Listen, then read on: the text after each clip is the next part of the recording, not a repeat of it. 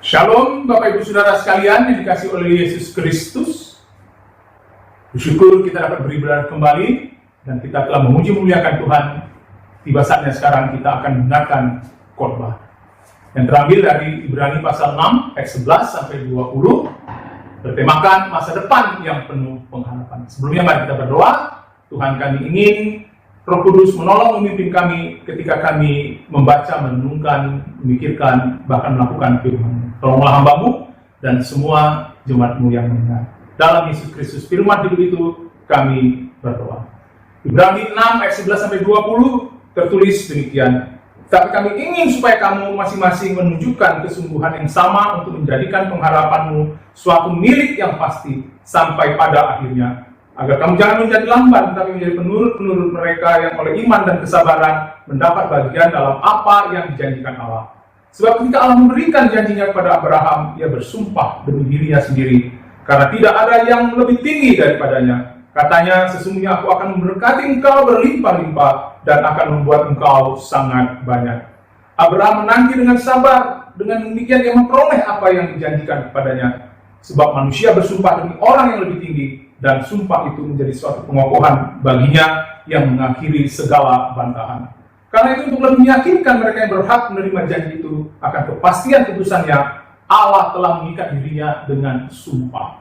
Supaya oleh dua kenyataan yang tidak berubah-ubah tentang mana Allah tidak mungkin berdusta, kita yang mencari perlindungan beroleh dorongan yang kuat untuk menjangkau pengharapan yang terletak di depan kita. Pengharapan itu adalah sauh yang kuat dan aman bagi jiwa kita yang telah dilakukan sampai ke belakang takdir, di mana Yesus telah masuk sebagai perintis bagi kita ketika ia menurut peraturan Melkisedek menjadi imam besar sampai selama-lamanya. Demikian dia pembacaan firman Tuhan. Berbahagialah kita yang bukan hanya mendengar, menyimpan dalam hati, terlebih lagi yang melakukan firman Tuhan itu. Cuman yang dikasih oleh Yesus Kristus, hidup kita memiliki masa lalu, masa sekarang, dan masa akan datang. Tetapi masa depan kita bukan masa depan yang tiada tepinya, tetapi pengharapan yang pasti dan penuh kemuliaan.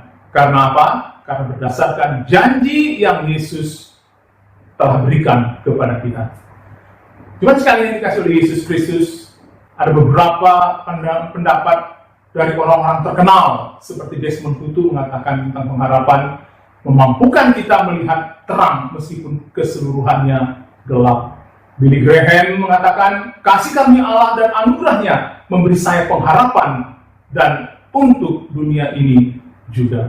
Martin Luther King mengatakan, kita harus menerima kekecewaan yang terbatas, tapi tidak pernah kehilangan pengharapan yang tidak terbatas. John Calvin juga mengatakan tentang pengharapan, kita harus meminta Allah untuk meningkatkan pengharapan kita ketika kita lemah, membangunkan pengharapan ketika kita sedang tertidur, meneguhkannya ketika bimbang, menguatkan ketika ia lemah, dan membangkitkan ketika kita terguling. Begitu agungnya, luar biasa ucapan-ucapan dari orang-orang yang terkenal ini tentang pengharapan.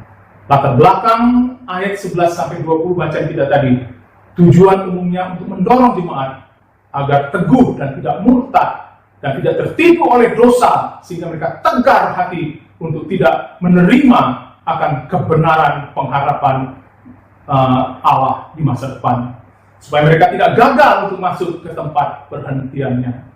Jangan murtad. Itulah tujuan dari penulisan kitab Ibrani. Karena Yesus sebagai Yesus sebagai Mesias menjamin kepastian masa depan kita. Ia berbeda dengan imam-imam dalam perjanjian lama. Yesus telah mempersembahkan dirinya sendiri sekali untuk selama-lamanya dan sempurna mengampuni dosa kita. Sekarang ia melayani sebagai imam maha tinggi di surga, yang lebih superioritas dari siapapun dan apapun di dalam alam ciptaan ini.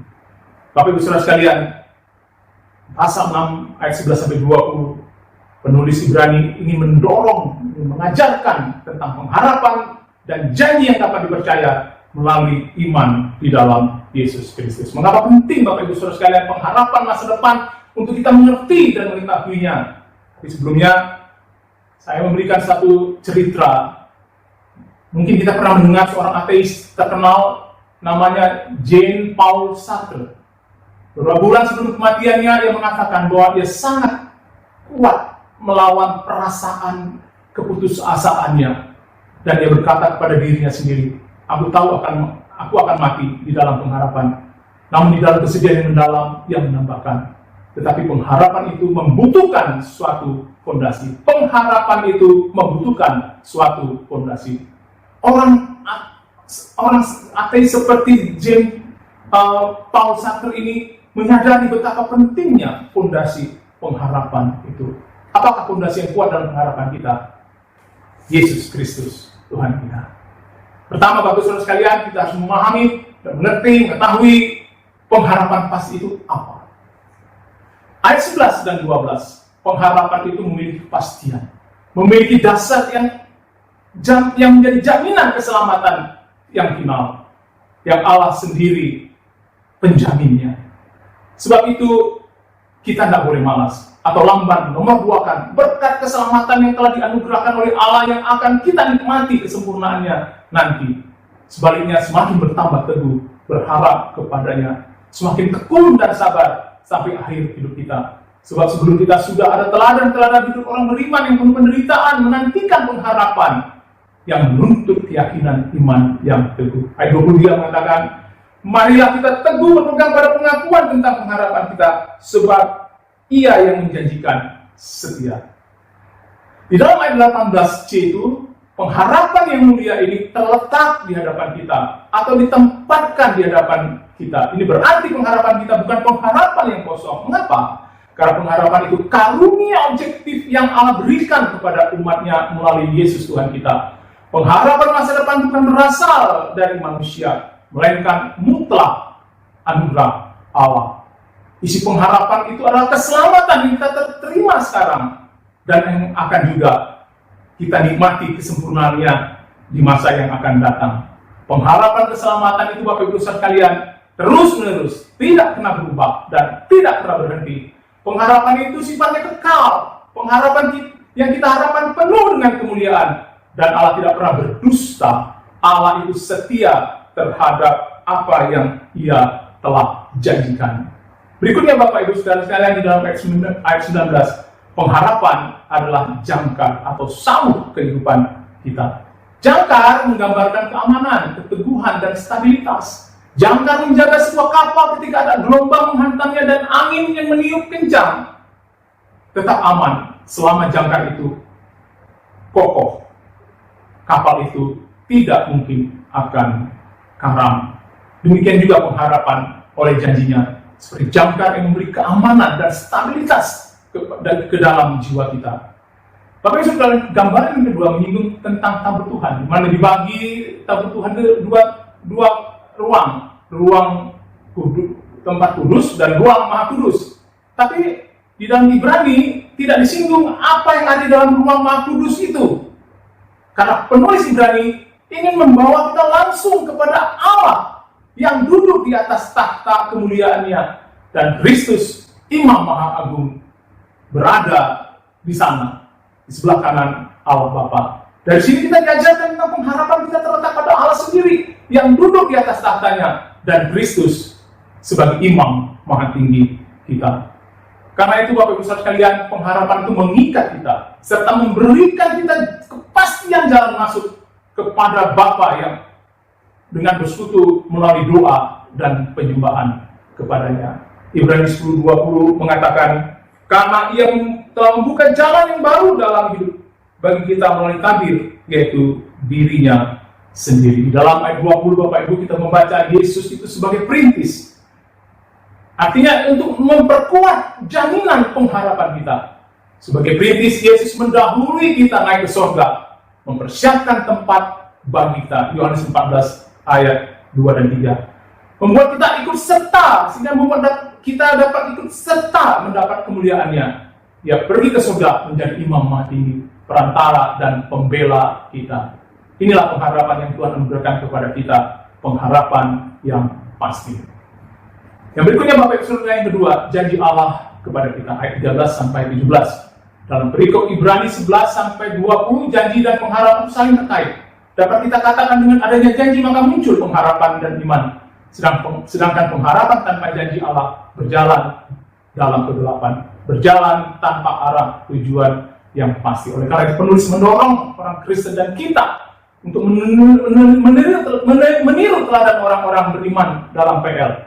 Sebagaimana mereka begitu sangat sabar, begitu tekun menanti janji-janji yang Allah telah wariskan. Ayat 16, pasal 6 ayat 12 di situ mengatakan sebab janji itu masih tersedia dan masih berlaku. Di dalam pasal 41, maka jangan lambat dan malas, dan melalui janji-janjinya energi spiritualitas kita bergerak maju dengan dinamis menyambut masa depan yang berkemenangan, yang dipenuhi damai dan sukacita kekal. Penulis Ibrani mengambil contoh Abraham. Allah memberi janjinya kepada Abraham. Kejadian 12 ayat 2, lalu diulangi lagi dalam Kejadian 15 ayat 5, dan diulangi lagi dalam Kejadian 22 ayat 16 untuk menyatakan, dan dinyatakan lagi di dalam Ibrani pasal 6 ayat 14 yang berbunyi, sesungguhnya aku akan memberkati engkau berlimpah-limpah dan membuat engkau sangat banyak. Respon Abraham, Bapak Ibu, terhadap janji Allah ini sangat baik. Ia menanti pengharapan dengan sabar. Sebab Allah tidak pernah berdusta. Abraham percaya akan mendapat apa yang dijanjikan Allah. Agar janjinya dapat dipercaya, maka Allah membuktikannya dengan bersumpah atas dirinya sendiri, yang tiada seorang pun yang lebih besar dari dirinya. Allah bersumpah dalam arti tidak ada satu manusia pun yang bisa menjamin janjinya, menggenapi janjinya. Ia sendiri yang bisa menjamin dan menggenapinya, yang memegang teguh janjinya dengan setia. Sumpah itu juga untuk meneguhkan dan meyakinkan siapa yang berhak menerima janjinya. Janjinya tidak dapat terbantahkan oleh siapapun dan apapun, dan tidak pernah berubah-ubah janjinya itu. Ibrani 6 ayat 14 mengatakan, sesungguhnya aku akan memberkati engkau berlimpah-limpah. Janji kepada Abraham sudah digenapi oleh Yesus, sehingga janji itu sudah menjadi milik kita sekarang yang telah ditebus dan diselamatkannya, dan yang kesempurnaannya sedang kita nantikan di dalam iman. Untuk membuktikan janjinya Allah dapat percaya, maka sama dengan Abraham, kita harus menantinya dengan iman, pengharapan, kesabaran, dan ketaatan. Berikutnya Bapak Ibu Saudara, iman dan janji Allah. Iman sangat memegang peranan penting dalam mempercayai janji Tuhan. Iman itu sendiri tidak memiliki kekuatan apa-apa dan tidak berdampak jika tidak dilandaskan pada janji Allah yang gamblang dan jelas. Di luar itu yang ada hanyalah angan-angan biasa. Paulus dalam Roma 4 ayat 20-21 mengatakan demikian. Tetapi terhadap janji Allah yang tidak bimbang karena tidak percaya, malah ia diperkuat dalam imannya dan ia memuliakan Allah dengan penuh keyakinan bahwa Allah berkuasa untuk melaksanakan apa yang telah ia janjikan.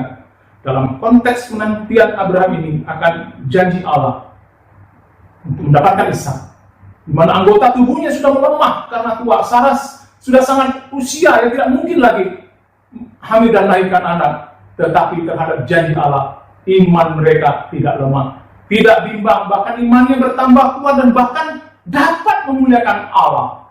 Karena Abraham dan Sarah yakin Allah berkuasa untuk melaksanakan apa yang ia telah janjikan. Iman Abraham dan Sarah adalah iman tanpa syarat. Meskipun secara bersyarat sulit untuk memperoleh anak lagi, tapi Abraham tidak ragu mempercayai janji Allah dan pengharapannya tidak pudar. Meskipun ia pernah gagal, iman tanpa syarat itu justru mampu melihat apa yang belum terlihat. Seperti Ibrani 11 ayat 1 mengatakan, iman adalah dasar dari segala yang kita harapkan dan bukti dari segala sesuatu yang tidak kita lihat. Iman yang dianugerahkan, Allah inilah rahasia spiritualitas iman Abraham dan termasuk kita. Kita dan Abraham mampu dengan sabar menantikan janji Allah. Iman kepada janji Allah inilah terletak relasi personal kita dengan Allah yang eskatologis. Bagi Allah tidak ada yang mustahil. Kemustahilan dari Allah itu sering didemonstrasikan bagi orang yang tidak percaya kepada Allah. Ketidakmustahilan dari Allah itu sering didemonstrasikan bagi orang yang tidak percaya kepada Allah. Kita yang teguh iman dan berhak dan pengharapan kita kepadanya yang mewariskan keselamatan yang kita pasti miliki. janji dan harapan itu tersedia di depan kita. Ia sudah mempersiapkan dan menyediakannya bagi kita. Bapak Ibu Saudara, apa ciri iman dan pengharapan yang bersandar kepada janji Allah? Dinamis, semangat, punya dorongan dan motivasi yang kuat, mempunyai kesungguhan dan ketekunan mempercayai janji Allah. Ayat 11. Serta memiliki kesabaran dan ketekunan meskipun pengharapan terhadap janji itu belum terwujud. Iman, janji Allah dan pengharapan tidak dapat dibatasi oleh waktu, keadaan diri yang terbatas. Bahkan melalui iman kita mampu melihat ke masa depan, meskipun ada gunung tinggi yang menghalangi penglihatan jasmani kita, tapi mata rohani kita dapat menembus semua penghalang yang menghalangi untuk kita mempercayai warisan kekal yang Allah sudah berikan dan yang akan kita terima di kemudian hari. Apa aplikasinya? Aplikasinya bagi kita. Bapak Ibu sekalian, saya mengambil sebuah contoh kehidupan dari Viktor Frankl, seorang psikiater Yahudi, mengisahkan pengalaman pelitnya saat ia menjadi tahanan Nazi di Perang Dunia Kedua. Dia dibawa paksa ke kamp kerja paksa di Auschwitz bersama 1.500 orang lainnya. Setibanya di sana, dari 1.500 orang itu, 1.300 orang termasuk orang tua, istri, dan saudaranya dibawa ke kamar gas untuk dieksekusi secara kejam. Frankl sendiri dibiarkan hidup di kamp, namun ia kehilangan semua orang yang dikasihnya. Walau tersiksa lahir batin, ia tetap bertahan. Ia tidak menyerah menghadapi keadaan yang kelam. Mengapa? Karena ia punya pengharapan dan terus menjaganya. Harapan telah menjadi obat mujarab baginya untuk bertahan hidup dalam keadaan genting.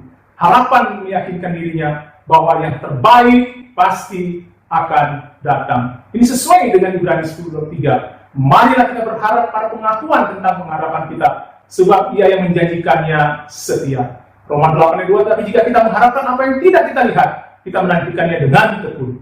Marilah jemaat dikasih oleh Yesus, di tengah pandemi COVID-19 ini, kita tidak hanya berputar-putar, tapi marilah kita terus menatap pengharapan kita di dalam iman dan kesungguhan hati, berdasarkan janjinya, bahwa pengharapan kita itu pasti terjamin. Tuhan memberkati kita. Mari kita berdoa. Bapa yang di surga, kami bersyukur, berterima kasih untuk firman-Mu. Biarlah firman-Mu ini boleh meneguhkan kami berjalan di dalam iman menuju untuk menerima pengharapan yang kekal yang Tuhan telah sediakan dan wariskan. Di tengah-tengah dunia yang seperti ini ya Tuhan, kami sering bimbang, kami putus asa. Tapi biarlah melalui firman Tuhan pada pagi hari ini, kami semakin dikuatkan dan diteguhkan. Di dalam keadaan apapun juga, kami tetap mempunyai pengharapan kepada Tuhan tanpa sedikit keraguan. Tuhan Yesus, kami ingin berdoa untuk kesehatan jemaat, untuk guru-guru baik di PAUD maupun di PPA. Anak-anak kami, semua orang tua, Tuhan anugerahkanlah di tengah situasi yang sulit saat ini, kekuatan dan kesehatan daripada Tuhan. Nolong kami juga supaya waspada, menjaga diri dengan bijaksana, dan tidak sembrono untuk menjalani hidup di saat sekarang ini, Tuhan.